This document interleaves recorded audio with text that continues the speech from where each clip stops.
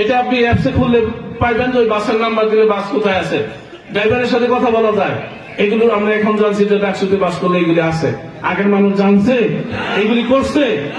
তার মানে কি আপনারা সন্ত্রাসী করবেন আর সন্ত্রাসের ভাষায় কথা বলবেন আর মানুষকে ভাববেন যে মানুষ আপনাদেরকে ভোট দিবে। এটা স্বপ্নের কথা। মানুষ এখন বোকা না, দেশ চলা এখন জেনজিরা। জেনজিরা দেশ চলা মানে কি?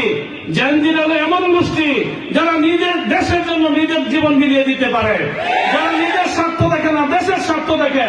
আর যারা দেশের স্বার্থ জলাঞ্জলি দিয়ে, দেশের স্বার্থ বিসর্জন দিয়ে যারা নিজেরা স্বার্থ হাসিল করতে চায়, জেনজিরা তাদেরকে প্রত্যাখ্যান করে, ঘৃণা করে। এটা আজকে রাজনীতির মূল বিষয়। কিন্তু তারা জেনজি নাই বলে তারা জেনজিদের ধারণা, কনসেপ্ট, প্রিজাম্পশন এটা তারা করতে পারছে না। সম্মানিত বন্ধুগণ, আমি আপনাদেরকে বলতে চাই আগামী নির্বাচন ফেয়ার হবে ইনশাআল্লাহ। আমরা ফেয়ার করবো ইনশাআল্লাহ। নির্বাচনকে কারো হাতে তুলে দেব না, কোন চাঁদাবাজ, দখলবাজ, দুর্নীতিবাজ হাতে নির্বাচনকে তুলে দেব না।